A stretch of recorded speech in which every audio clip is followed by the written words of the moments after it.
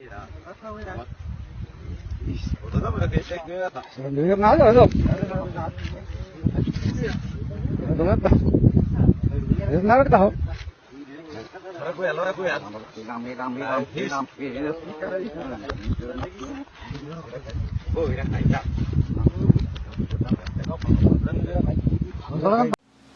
what they call the shadow of death. And they're an active hunter. So what the mamba just did is he struck at the rat because his senses located it, and he actually had a direct strike. And he does it again. Since there's no escape and the rat's in a close encounter with the snake may bite it numerous times. Now the venom is very fast acting. So that's normal, that he'll do that. Yeah, that's normal. But normally those bites the rat's sustaining right now are subcutaneous bites just beneath the skin. If that was an intravenous bite, the rat would have jumped up in the air and he'd already be dead. Okay. The central nervous system would have just been paralyzed at that point. So it may take a few minutes for the venom to take effect. Now what the snake does, he actually knows the rat's been bitten, so he's actually going to wait. He doesn't want to get too aggressive with the animal. If the rat actually goes over to the snake and starts biting him, he may strike it again. And that's actually a survival strategy there, right? Just so he doesn't get injured by the rat. Why waste the extra energy and the chance you might get injured when your venom's going to kill it in a minute anyway? Yeah, the snake already knows that. But he doesn't want to sustain further injury from the animal in a confined space. Because rats are aggressive. If they don't die right away, a lot of times they'll try to chew on the snake. Well, rats will eat non-venomous snakes, won't they? Not necessarily. I mean, they will if they're starving. Most rats and other mammals will avoid snakes at all costs. It looks now like the venom's starting to take effect. He's obviously not moving as well. Yeah, but also the rat sustained several bites from the snake. And even if they're subcutaneous bites, there's so much venom running through that animal system, the rat is already paralyzed. And being paralyzed doesn't really mean the animal's dead. It means it's just its voluntary muscle functions are not functioning right now. Now, does the snake wait till it's actually dead, or is being paralyzed enough for, I'm going to go ahead and eat you?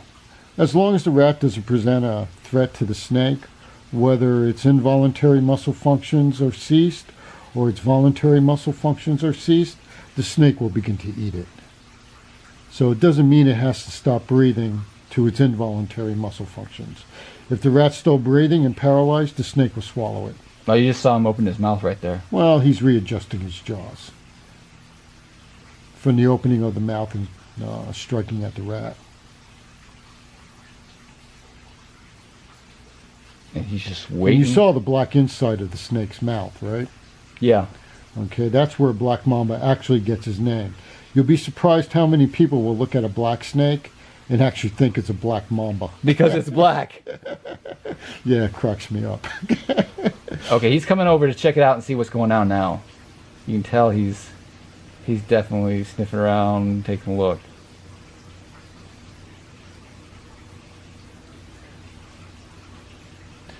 Now, the snake's actually trying to locate the head of the animal so he can swallow the animal easily without any hindrance from swallowing it in the reverse. So, because if he tries to eat the butt first, the legs are kind of well, like... he can actually do that and he'll be able to swallow it, but it's not so, it doesn't go down as easy. If he was to regurgitate it from that position, it comes out easier. But you notice how the animal's flexing his jaw from side to side. The teeth inside of the snake's mouth are actually what we call holding teeth. He's got 4 rows of teeth on the top and 2 rows of teeth on the bottom. The lower teeth on the lower jaw will move themselves forward as the upper jaw moves from side to side, forcing the animal down as he moves the teeth forward. So his teeth themselves are literally made for swallowing. Yes, the animal doesn't have any jaw pressure. Basically, what he does, the teeth actually are curved back towards the throat.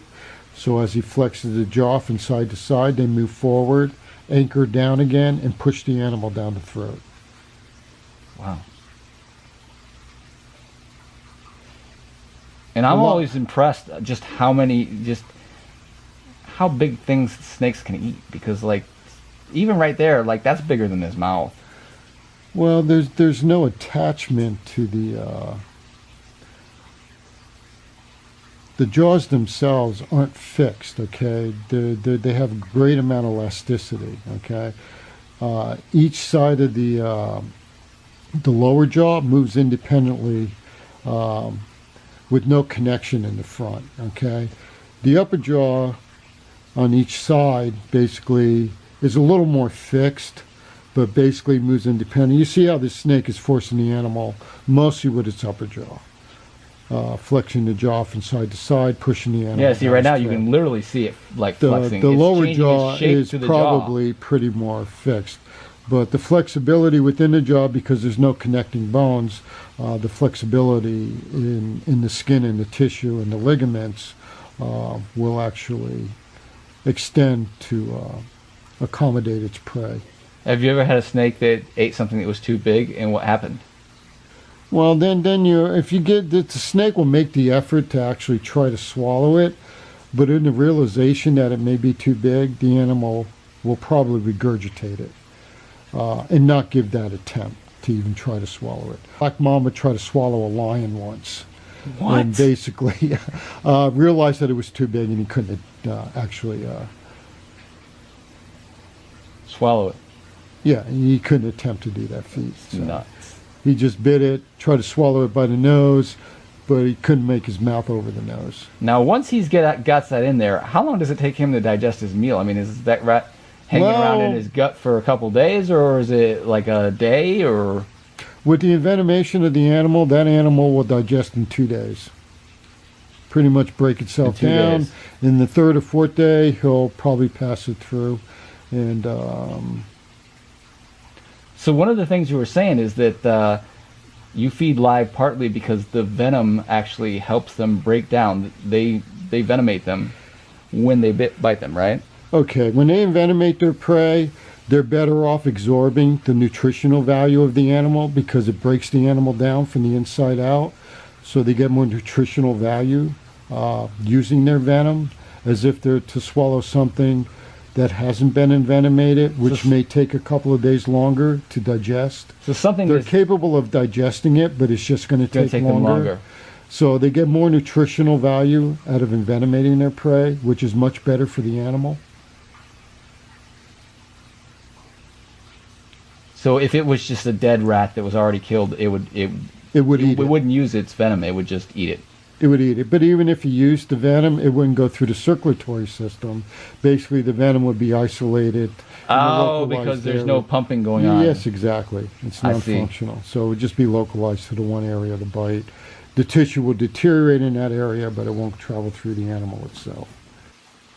And we can also see it kind of moving down through him. Like, what's... Okay. Once it gets past the jaws and he's done swallowing it, basically he'll use the muscles in his neck and his body to push it further into the stomach by undulating his body from side to side or just flexing the muscles. Wow. But all snakes will swallow in that fashion too, whether they're venomous or non-venomous, or even if they're pythons. When pythons swallow, they mostly use their lower jaws, extending them back and forth. Not like this snake, which will actually use its upper jaw. But you can see the speed of the strike on this snake. Usually if they inject their venom intravenously into any rat or other animal they decide to eat, like a bird, the animal would just jump up in the air and die immediately. I mean, I've literally seen this snake bite a rat, and basically the animal just fell over dead. Wow. That potent. Well, it's a survival strategy, and that's why these animals develop that type of venom, so they wouldn't have to stress themselves out in trying to find and capture their prey.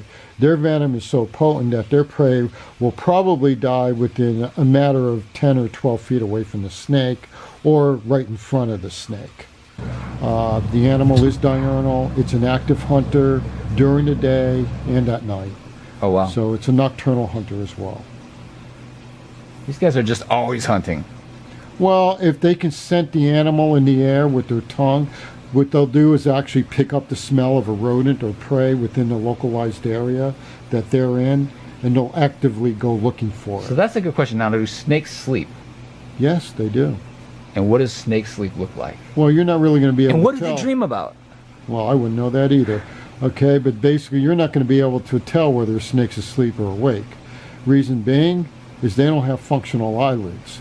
So when they're sleeping with their eyes open. They may be non-reactive to scent, but they will be reactive to vibration. It's just that if their encounter with the animal leaves the snake no other choice but to lash out, the snake's going to lash out. And they will lash out aggressively. If the animal's in an open space and he puts on a threatening display, he will actually lay the lower third of his body on the ground, holding the upper 2/3 of his body up off the ground with its mouth open, showing you the inside of that mouth, which is totally black. And if he decides to thrust forward because that animal is antagonistic to the snake itself, given the snake's ability with the thrust and the momentum, he can actually lift his body completely off the ground and probably fly through the air 2 or 3 feet. So usually when they attack or they give a threatening display, they're looking at your face. So they go up high when they strike. So is there anything else you want to tell people If about you're an black mambas? enthusiastic snake hunter and you're in Africa and you're going to go looking for one of these snakes, you best show this animal the greatest amount of respect, okay? This is one animal that has the ability to kill with no problem. Even a bite to the finger will kill you within 4 hours. Wow. Or the toe. Given a bite to the chest or the face, he'll probably kill you within probably maybe 15 or probably 2 hours. Wow. Snakes normally don't give a large amount of venom, but depends on how pissed off the animal is, depends on how much venom you're going to get. The more angry the snake, the more venom you're going to wind up getting. The snake will produce enough venom to kill its prey no matter what, well within a matter of hours after the bite. They never secrete all their venom. So it's not like you never meet a snake and he's like running on empty and you're like, No, even well, if- guess what? I got bit, but luckily he was on E.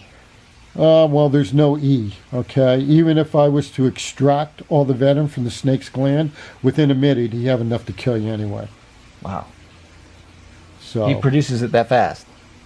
well, there'll be enough residual venom within the gland itself because you're not going to get it all out of there. It'll settle in to the gland and then into the duct and still be functional within the fang. So there's no total extraction from any snake, any venomous snake of the world.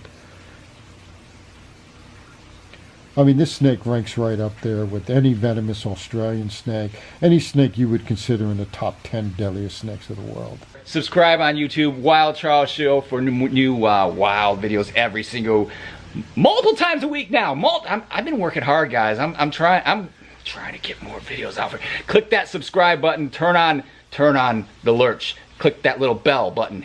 Bell me, guys. Bell me. And we'll be seeing you soon. Adios.